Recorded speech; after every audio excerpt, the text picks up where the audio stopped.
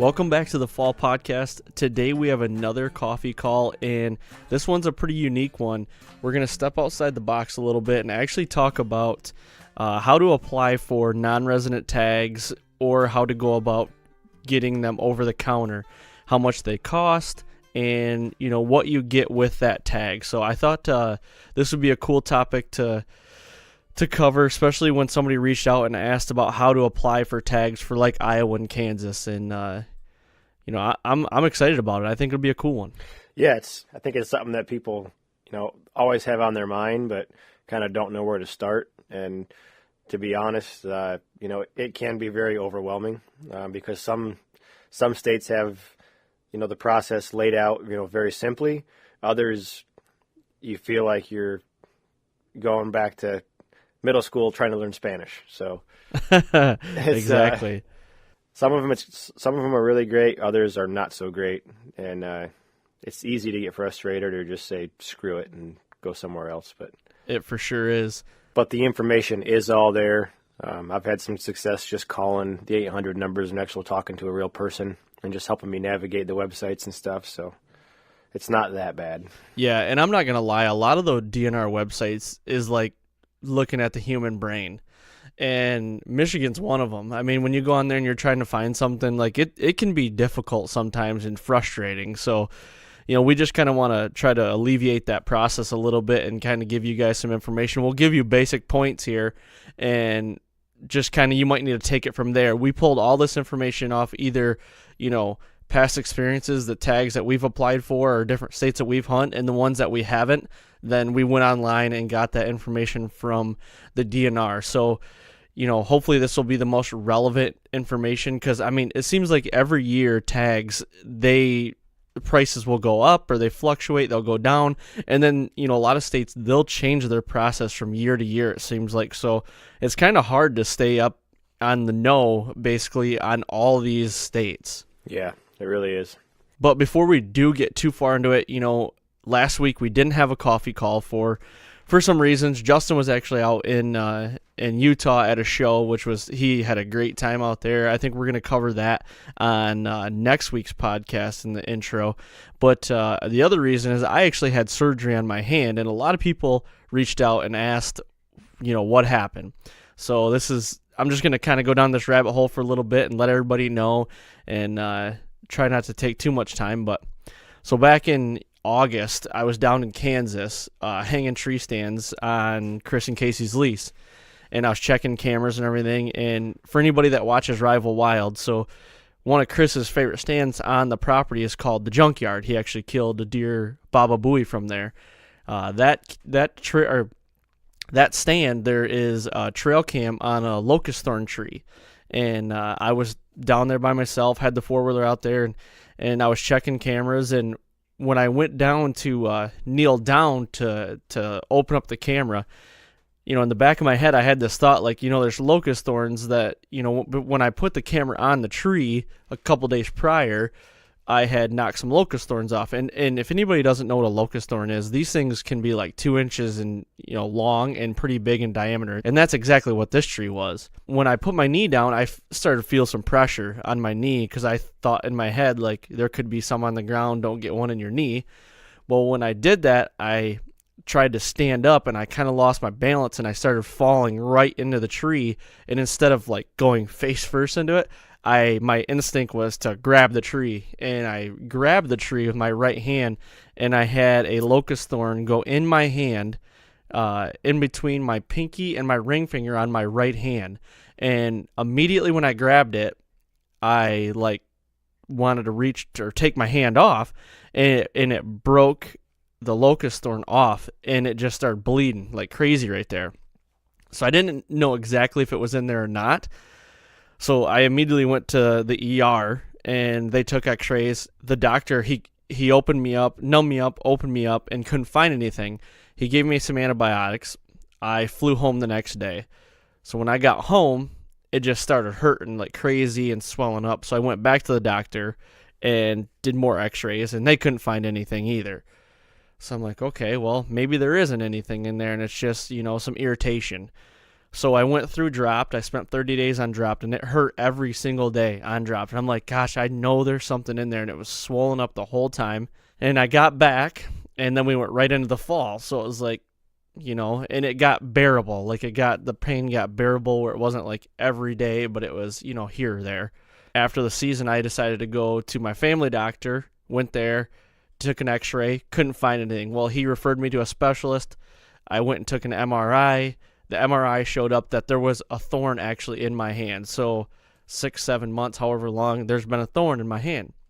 So I finally had got it scheduled where I could have surgery to take it out. So that was this last week, and so they had to put me under and open up my pinky, and they had to go in, and what had happened is the MRI showed that it worked its way all the way down to my pinky, like on my bone, and it was on my bone of my pinky, so it couldn't move any farther. It wouldn't work its way out. It wouldn't do anything. And when they got in there, they found a whole bunch of infection and like pus pockets around it and everything, and that's why they couldn't stitch it up. They had to keep it open, and so it'd heal from the inside out. So in a roundabout way, that was the story. Actually, the doctor said it was really big. He said it was almost an inch long. It was just short of an inch, and if you look at a pen at the end of it, he said it was about as big as a pen in diameter. So it was it was rather big. Jeez. So, but that's that story. So I wanted to get that out there for everybody and let everybody know. So we're up to par there, and we will be having back on schedule. This one will be out, a day late, but just things get so busy with you and I, and sometimes just things don't work out. But for the most part, we'll be back on schedule for Monday, Friday. So, well, let's get into this, man. I don't know what you think, but I think we should start with the Holy Grail, and that is your state, Iowa. What do you think? Yeah, I'll let you cover that because I never applied, and I just walk into Walmart and buy a license now. But I know you've been applying for a while, and you're due this year. So tell us about the process. I'm jealous. Your resident tag's what, $25-$30? Something like that. And you can buy up to 5 doe tags a day. The first one's like, no matter how many doe tags you end up getting, the very first one I buy is like $23, and I could shoot 100 more after that all season long, and every one I buy is only $13. Holy cow! Okay, that's a pretty good deal. Yeah, and you're allowed 5 a day as long as And there's a quota per county, so as long as there's tags available in that county, you can keep getting them. Well, so from my experience with Iowa, so this will be my 4th year applying for Iowa. So what you're supposed to do with Iowa is they do what's called preference points. So for non-residents, it usually takes 4 years to draw. I have heard of guys drawing, with 3 preference points. So my scenario, I have 3 preference points right now, going to 4. So I'm almost guaranteed to draw. I should draw. So I've heard of guys going from 2 points to 3 points, and it all depends on zones too. And I'm going for a zone that's pretty hard to get. But anyway, so it's $50 a point a year. So if I want to, apply for a point this year, just a point, it's $50. So I've applied for the last 3 years, so that's $150 on that. And then when I go to apply for my tag, so like this year, I'm actually going to try to pull my tag. What you have to do is pay for the tag in full. So the tag's $544.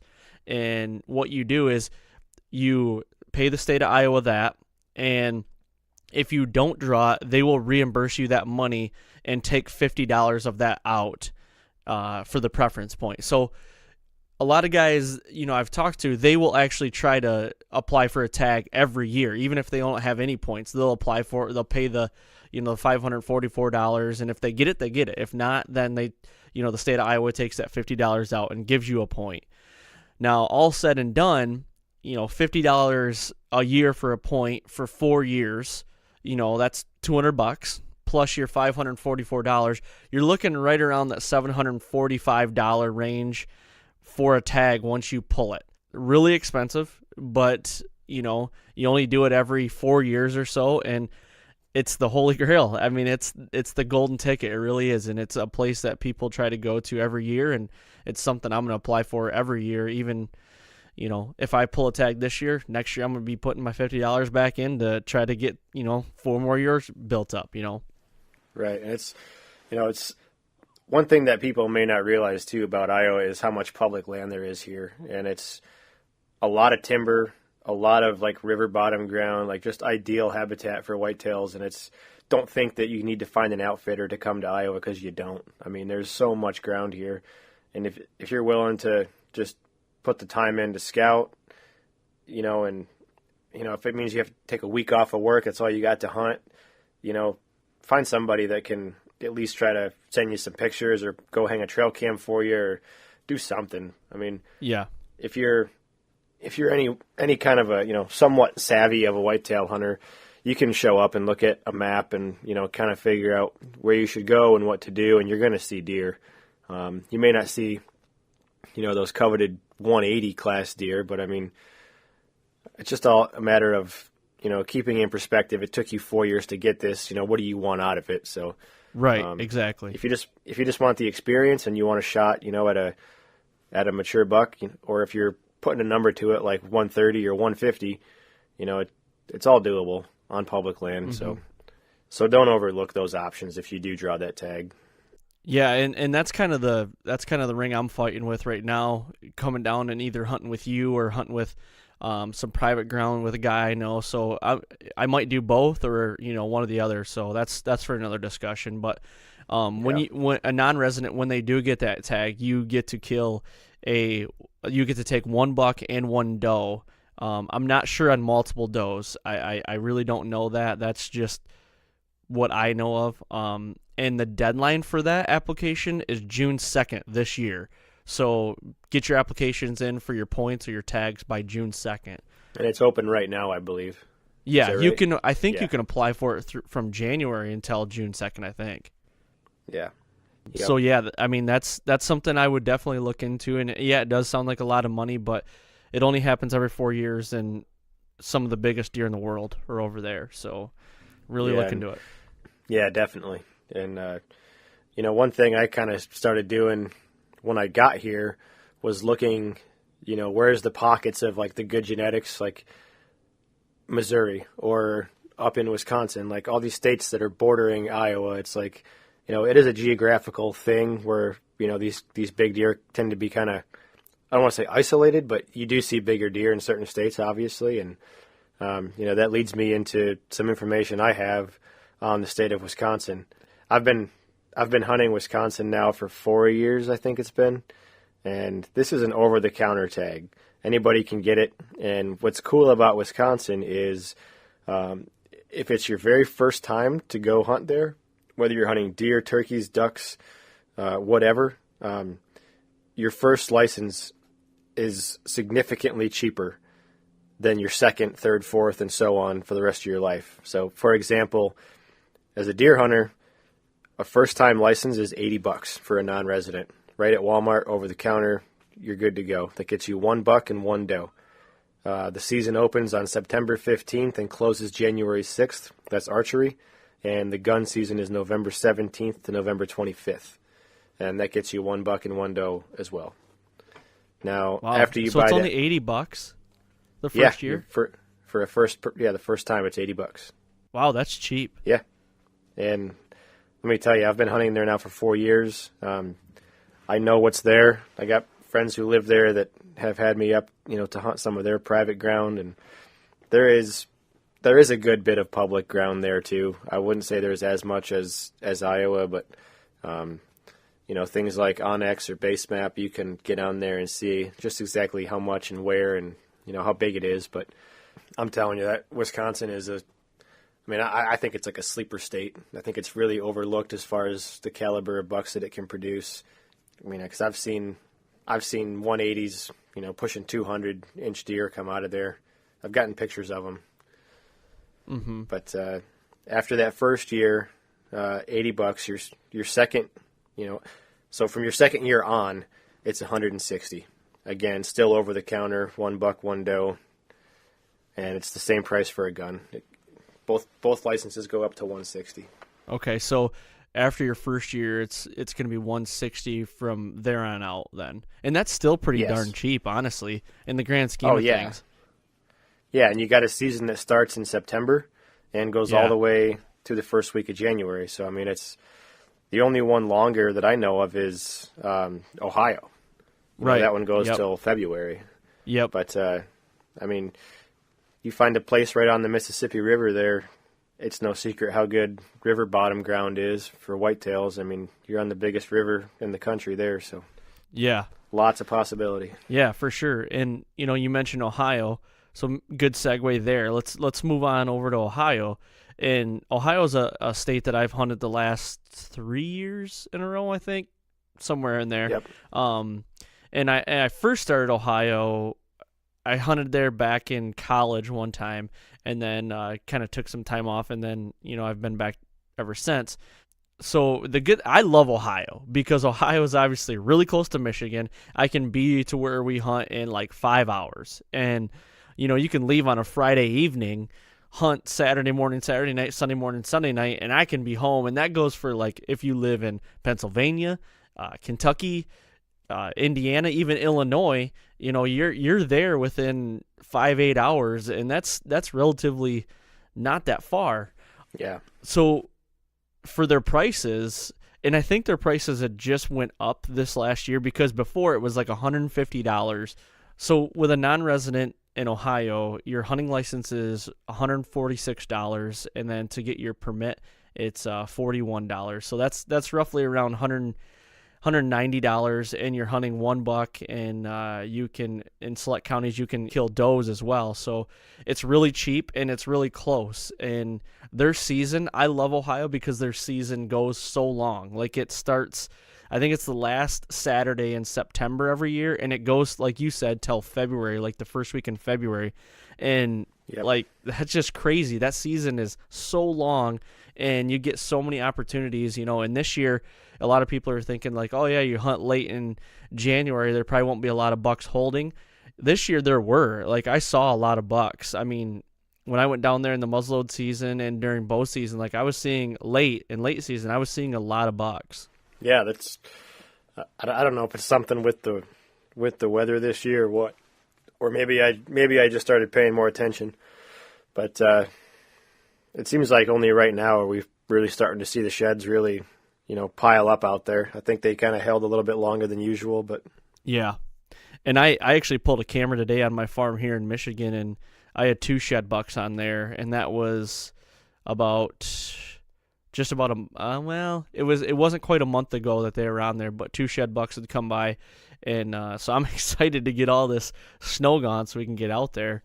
And I don't know if I mentioned about Ohio, but it is over the counter. I don't know if I mentioned that before. Anybody can come there and hunt that state. So you just go to a Walmart, like Justin said, it's the easiest thing to do. Go to Walmart and go back in the sporting goods section and buy your tag. Yep. And one thing I don't think I mentioned about Wisconsin, just backing up for 1 second, is they actually have a mobile app. It's called Go Wild.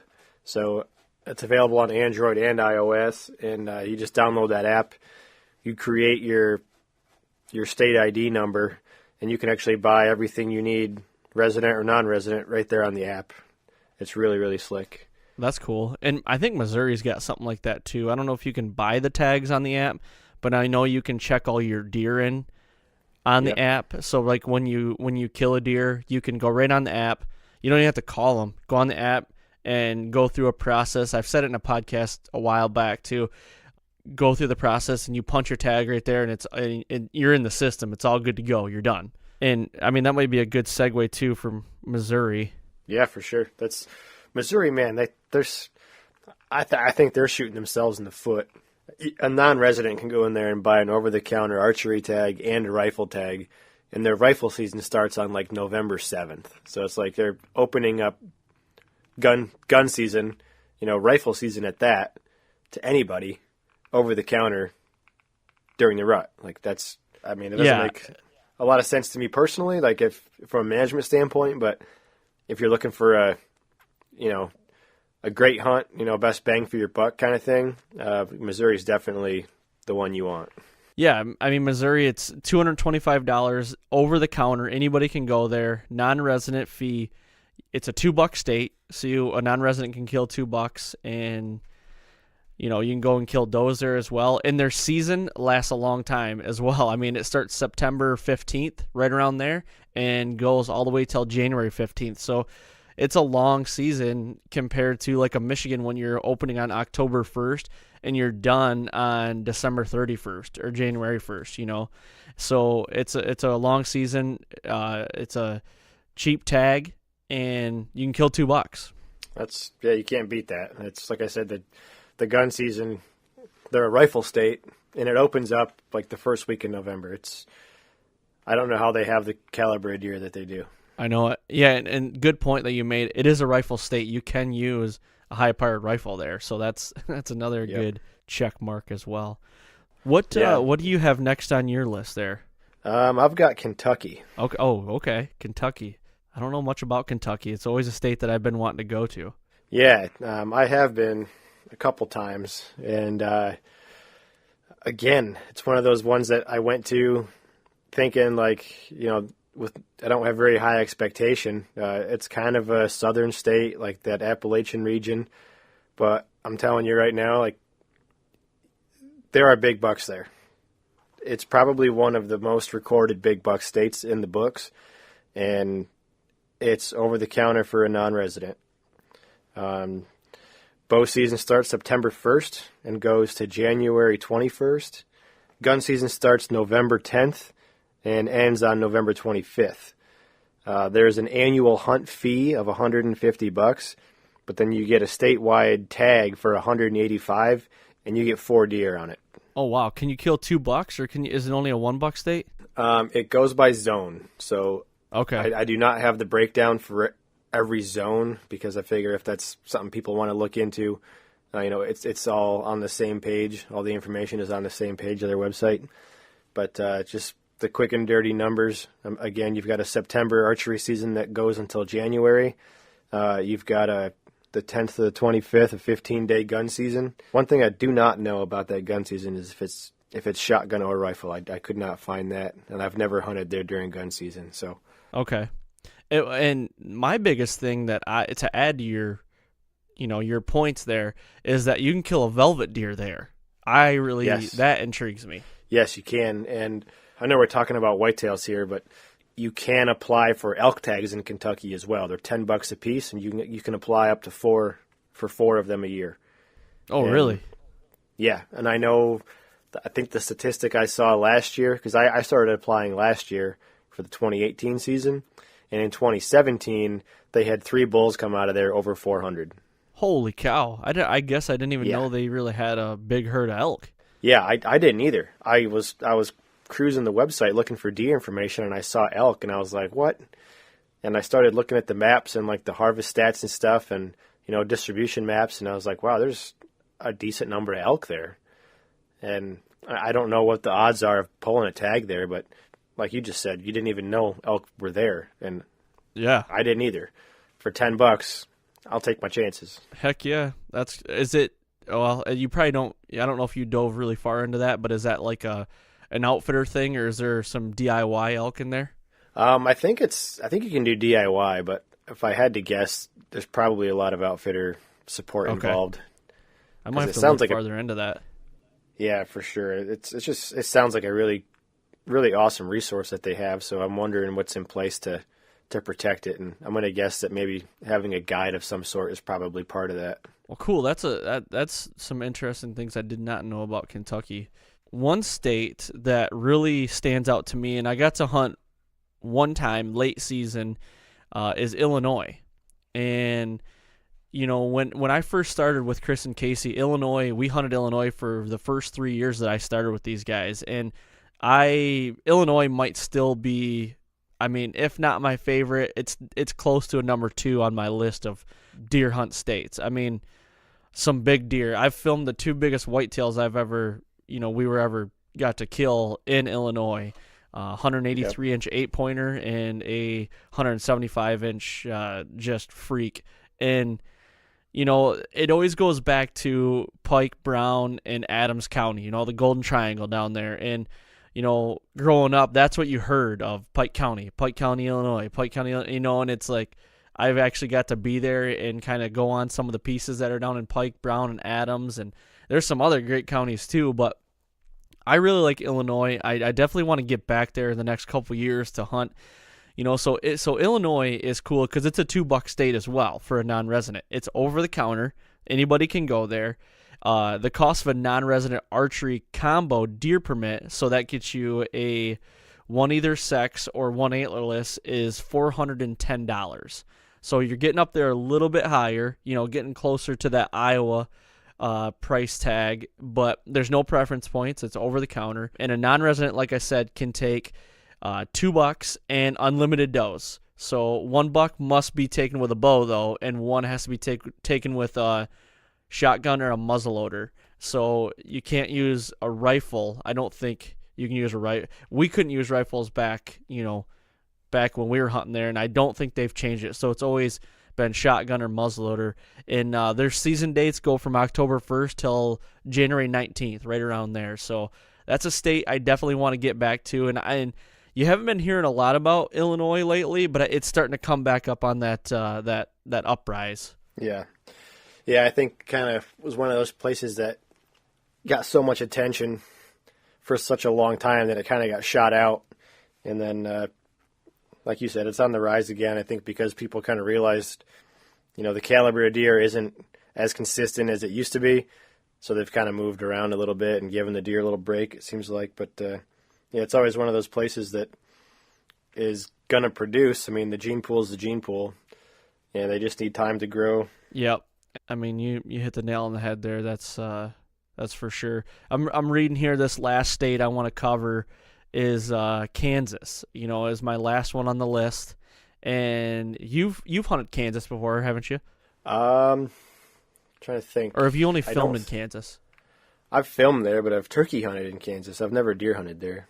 Okay. I filmed there a lot.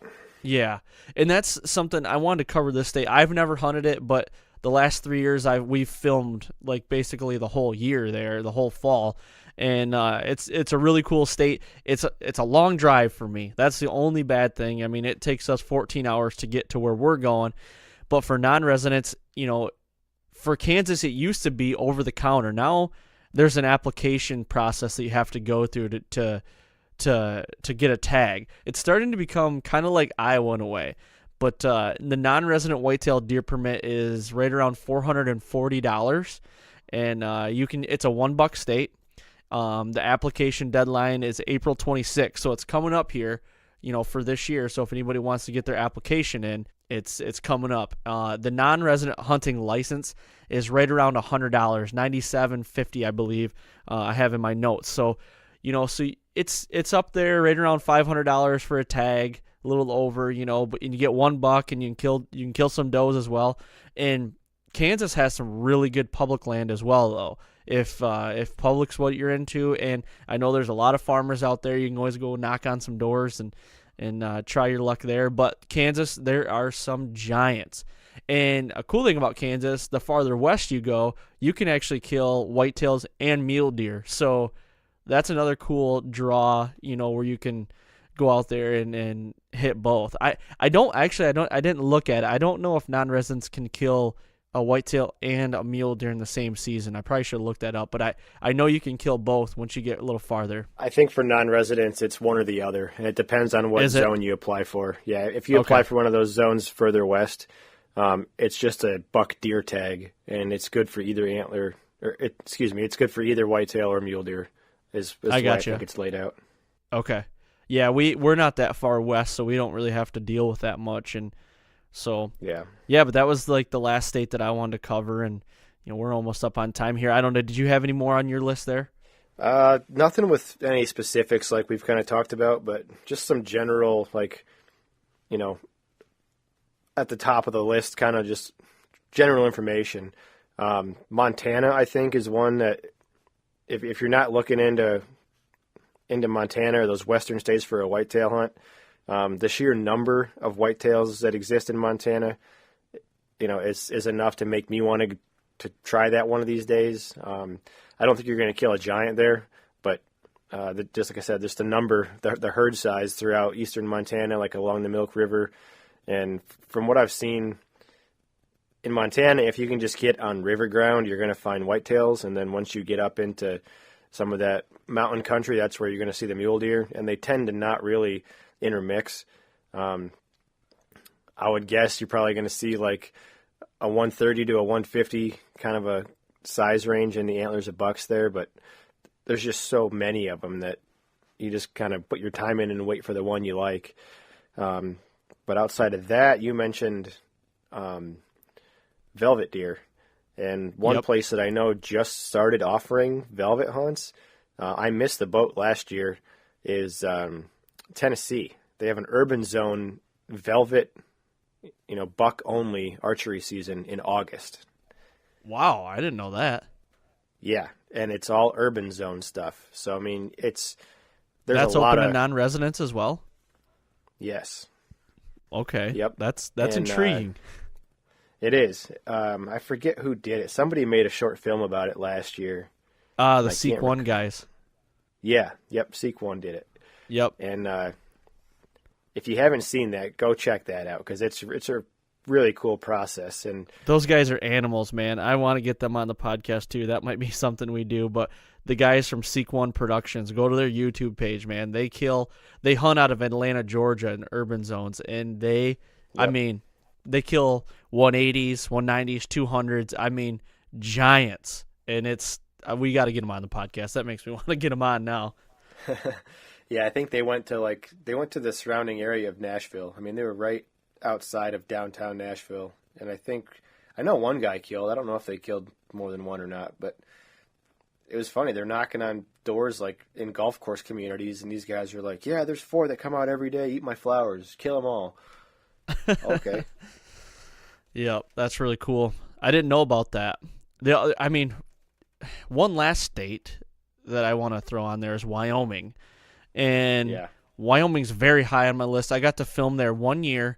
I was out there filming for the opener. September 1st is their opener.